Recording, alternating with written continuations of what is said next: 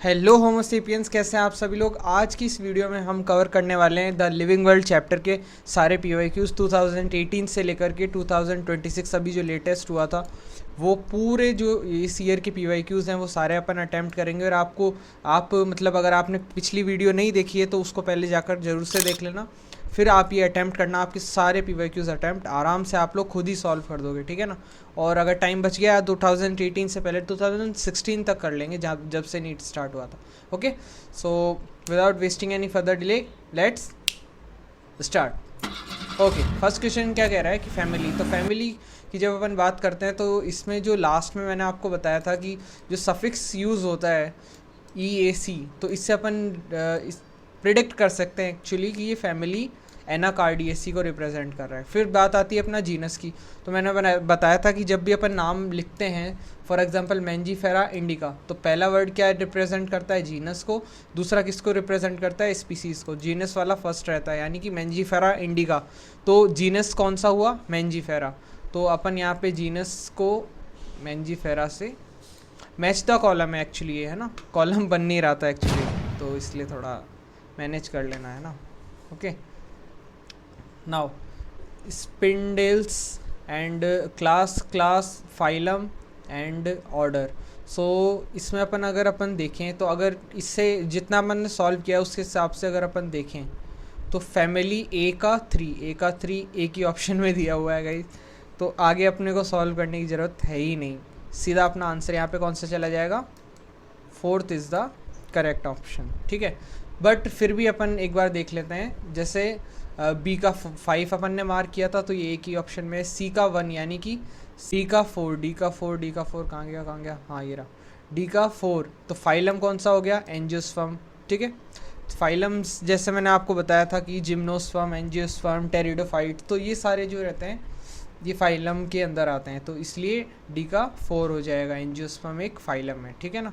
फिर उसके बाद में ई का 1 यानी कि ऑर्डर स्पिंडल्स, ठीक है ना, ऑर्डर स्पिंडल्स हो जाएगा। और अपना बी का 5 है ही, ठीक है। और सी का 2 हो जाएगा, यानी कि क्लास कौन सी है, डाइकोटिलेडन, ठीक है। ओके, तो इसका ऑप्शन 4 करेक्ट है। आगे बढ़ते हैं। Arrange the following taxonomic categories in ascending order. तो असेंडिंग ऑर्डर में अपने को इसको अरेंज करना है। तो ये मैंने आपको बताया था कि ये वाली चीज़ काफ़ी बार पूछी जाती है और बहुत ईजी है। एक सिंपल से अपना एक निमोनिक रहता है जिसको याद करना रहता है और सारे क्लियर हो जाता है। तो इसमें आई डोंट थिंक कि कोई डाउट रहेगा। इसका ऑप्शन 1 चला जाएगा। सबसे पहले आएगा आपका स्पीसीज़, फिर उसके बाद आएगा आपका जीनस, फिर उसके बाद आएगा आपकी फैमिली, फिर उसके बाद आएगा ऑर्डर एंड सबसे लास्ट में आपका किंगडम आ जाएगा। बट ये चीज़ ध्यान रखना है, इसमें असेंडिंग दिया हुआ है या डिसेंडिंग है ना, ये थोड़ा सा ध्यान रखना। बाकी ऑर्डर से आप लोग अरेंज कर सकते हैं। Okay, now next question, genus represent. तो जीनस किसको रिप्रेजेंट करता है, क्लोजली रिलेटेड स्पीसीज़ को रिप्रेजेंट करता है। क्यों, बिकॉज स्पीसीज़ से मिलकर जीनस बनता है, ठीक है। तो जीनस की बात करें तो वो किससे रिलेटेड, स्पीसीज़ को मिला के बोला जाता है जीनस, ठीक है। तो ये भी काफ़ी देख रहे हो कितने आसान सवाल पूछे जाते हैं, तो ये है। अच्छा, 2026 की बात करते हैं जो कि एग्ज़ाम कैंसिल हो गया था, तो वो वाला जो है ये PYQs है। तो देखते हैं इसमें क्या कह रहा है। Which of the following statement is not true about the universal rule of binomial nomenclature. Binomial nomenclature कौन सा है जो कि लिनस ने दिया था, ये वाला, जिसमें जीनस और स्पीसीज़ और फिर आगे जो है साइंटिस्ट का नेम रहता है। तो इसके बारे में कौन सा जो है इनकरेक्ट है वो अपने को बताना है स्टेटमेंट, ठीक है ना। तो फर्स्ट वर्ड अपन देखते हैं कि both the words of the biological names are hand written and are separately underlined और प्रिंटेड इन इटैलिक्स। तो ये मेरे ख्याल से एकदम ट्रू रहेगी ये लाइन अपने लिए, बिकॉज अपन अगर देखें तो यहाँ पे अगर अपन प्रिंट करते हैं तो इटैलिक्स में लिखते हैं और अगर हैंड रिटन है तो सेपरेटली उसको अंडरलाइन करते हैं, तो ये ट्रू हो जाएगा। Okay, the specific epithet is in the biological name starts with small letter. तो वो क्या, जो स्पेसिफिक यानी कि ये वाला जो ये स्मॉल लेटर से स्टार्ट होता है, यस सही है। कैपिटल के कौन सा होता है, जीनस कैपिटल से और ये वाला स्मॉल से, तो ये भी मेरे ख्याल से ट्रू रहेगा।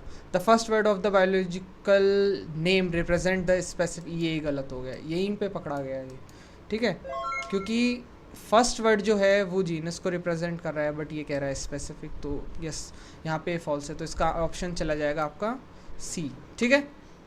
और ये आपका करेक्ट है ही ऑफ कोर्स, क्योंकि वो लैटिन लैंग्वेज में होता है, ये तो सबको पता है। ओके, फिर 2023। अब आप बोलोगे 26 के बाद में 23 कैसे, बिकॉज उन ईयर में क्वेश्चंस नहीं आए।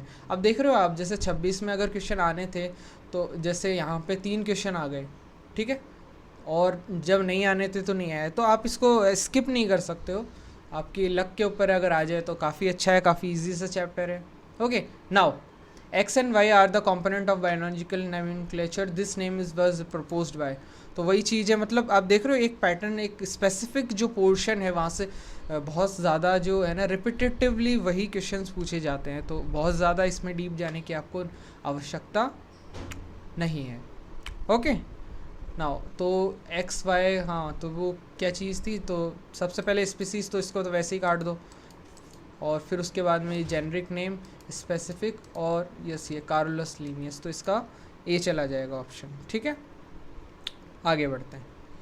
House fly belongs to the family, तो ये जो मैंने आपको कहा था ना लास्ट में, टेबल बहुत इंपॉर्टेंट है, जो मार्क कराइए।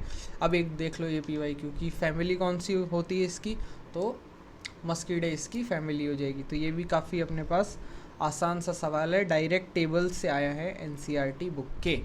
Now in the taxonomic categories which of the hierarchy arrange, ये फिर से वही बात आ जाती है फिर, क्योंकि ये मैंने बताया था कि अभी थोड़ी देर पहले जो ऑर्डर है वो काफ़ी इंपॉर्टेंट रहता है, वो निमोनिक वाला, तो वो 2026 में पूछा है और 2022 में भी दोबारा वो क्वेश्चन पूछा गया है, यानी कि इसकी प्रोबेबिलिटी, और बहुत आसान सी सीरीज़ है, ऐसा कुछ बहुत ज़्यादा करना नहीं, और वही सेम क्वेश्चन है, असेंडिंग ऑर्डर में अरेंज करना है इसको, बस असेंडिंग ऑर्डर का यहाँ और डिसेंडिंग का यहाँ पे आपको ध्यान रखना है, बाकी कुछ करने की ज़रूरत नहीं है। तो kingdom, phylum, class, keep the ponds clean otherwise the fishes are going to die soon, तो ये कुछ निमोनिक है, और यस दैट्स इट।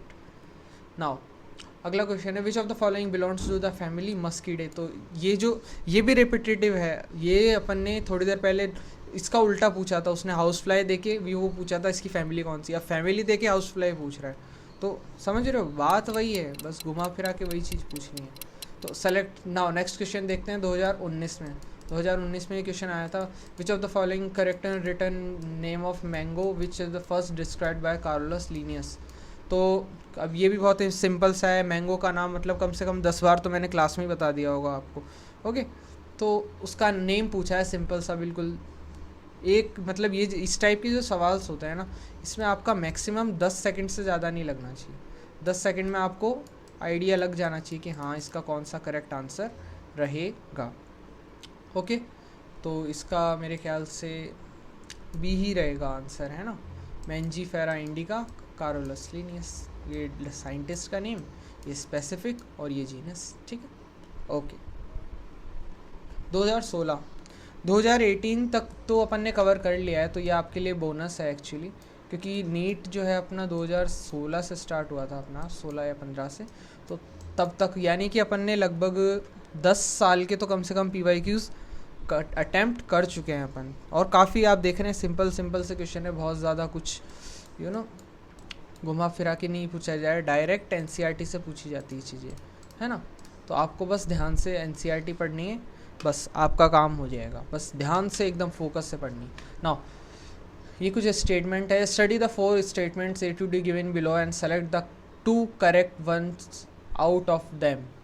तो करेक्ट कौन कौन से हैं ये बताना है। अरे टाइपिंग एरर हो गई है, आंसर पहले बता पड़ गया, कोई बात नहीं, अपन एक एक स्टेटमेंट देखते हैं, कोई दिक्कत नहीं है। तो इसमें सबसे पहले पता है आप लोग ऐसे क्वेश्चंस में ये अंडरलाइन कर लिया करो कि ये करेक्ट पूछ रहा है या इनकरेक्ट, बिकॉज यहाँ पे बहुत लोग गलती करते हैं और फिर बाद में फिर रिग्रेट होता है, तो इसलिए पहले देख लें, अंडरलाइन कर लो उस चीज़ को कि हाँ करेक्ट पूछ रहा है, और मेरी मानो तो ऐसे ट्रू फॉल्स करके लिख लो और फिर लास्ट में हाँ करेक्ट कौन से हैं फिर मार्क कर दो, ठीक है। Now definition of biological species was given by Ernst Mayr, तो ये वाला मेरे ख्याल से ट्रू होना चाहिए, because definition of biological species वो मेयर ने दी थी। So by this we can say that option A is true. Now बात कर लेते हैं जो बी वाला ऑप्शन है उसकी, उसमें दिया हुआ है photoperiod does not affect reproduction in plant.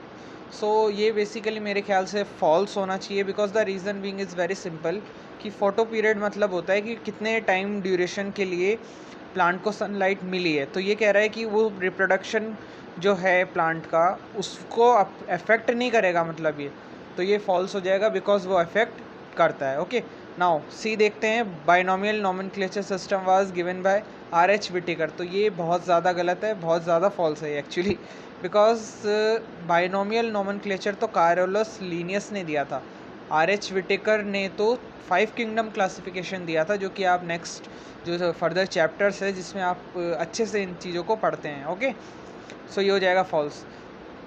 अब जो लास्ट ऑप्शन अपना बचता है, इससे भी आप लोग प्रिडिक्ट कर सकते हैं आंसर को, बट एक बार have a look on the option number D, that is in unicellular organisms reproduction is synonymous with growth, यानी कि ग्रोथ और रिप्रोडक्शन ये दोनों साथ में चलते हैं, मतलब इनको अपन सिमिलरली ट्रीट करते हैं। अगर हम कह रहे हैं कि ग्रोथ हो रही है तो अपन मानते हैं रिप्रोडक्शन हो रहा है, और रिप्रोडक्शन हो रहा है तो अपन मानते हैं कि हाँ इसको भी ग्रोथ ही कंसिडर करेंगे। सो यहाँ पे एक डेफिनेट बाउंड्रीज नहीं है जैसे कि यूकैरियोटिक सेल्स में होती है ना, मल्टी सेलुलर ऑर्गेनिजम्स में, तो यहाँ पे वैसा नहीं है, यहाँ पे दोनों को सेम चीज़ कंसिडर करते हैं। ओके, सो ऑप्शन सी इसका करेक्ट हो जाएगा, ए और डी करेक्ट है, और बाकी जो आपका सी एंड बी है वो फॉल्स है। ओके, तो यहाँ पे सारे PYQs ख़त्म होते हैं, तो see you guys in the next video, till then bye bye.